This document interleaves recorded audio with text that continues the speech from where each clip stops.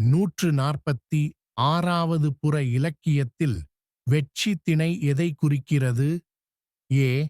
நாட்டைக் காப்பாற்றல். பி. பகைவரின் மாட்டைக் கொள்ளை கொள்ளுதல். சி. போரில் வெற்றிடி. வீரரின் மரணம். சரியான பதில் பி. பகைவரின் மாட்டைக் கொள்ளை கொள்ளுதல். 147வது புற இலக்கியத்தில் வஞ்சி திணை எதை குறிக்கிறது? ஏ. பகைவரின் மாட்டைக் கொள்ளை. பி. பகைவரின் நாட்டின் மீது படையெடுப்பு. சி. போரில் வெற்றிடி. நாட்டைக் காப்பாற்றல். சரியான பதில் பி. பகைவரின் நாட்டின் மீது படையெடுப்பு. 148 புற இலக்கியத்தில் உழிஞை திணை எதை குறிக்கிறது? ஏ. நகரத்தை முற்றுகையிடுதல். பி. போரில் வெற்றி. சி. பகைவரின் மாட்டைக் கொள்ளை. டி. வீரரின் மரணம். சரியான பதில் ஏ. நகரத்தை முற்றுகையிடுதல். 149வது புற இலக்கியத்தில் தும்பை திணை எதை குறிக்கிறது? ஏ. போருக்கான தயாரிப்பு. பி. போரில் வெற்றி. சி. வீரரின் மரணம். டி. பகைவரை தோற்கடித்தல். சரியான பதில் ஏ. போருக்கான தயாரிப்பு.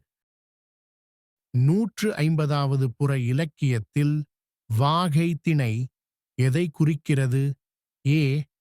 போரில் தோல்வி. பி. போரில் வெற்றி. சி. வீரரின் மரணம். டி.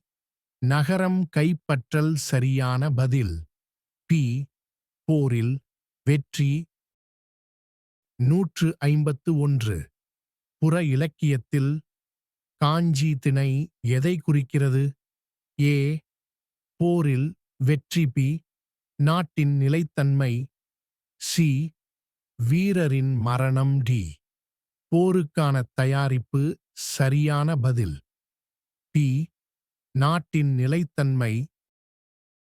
152வது புற இலக்கியத்தில் பாடான் திணை எதை குறிக்கிறது? ஏ.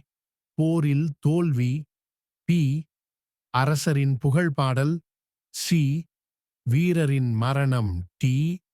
நகர முற்றுகை. சரியான பதில் பி. அரசரின் புகழ்பாடல். 153வது புற இலக்கியத்தில் காஞ்சி திணை எந்த உணர்வை வெளிப்படுத்துகிறது? ஏ. துயரம். பி. மகிழ்ச்சி. சி. நிலையாமை. டி. வீரியம். சரியான பதில் சி. நிலையாமை. 154வது புற இலக்கியத்தின் மையக்கருத்து என்ன? ஏ. காதல். பி. குடும்பம். சி. போர் மற்றும் வீரச் செயல். டி. இயற்கை. சரியான பதில் சி. போர் மற்றும் வீரச் செயல். 155 புற இலக்கியம் எந்த இலக்கிய வகையைச் சார்ந்தது? ஏ. அக இலக்கியம். பி. புற இலக்கியம். சி. நீதி நூல். டி. பக்தி இலக்கியம். சரியான பதில் பி. புற இலக்கியம்.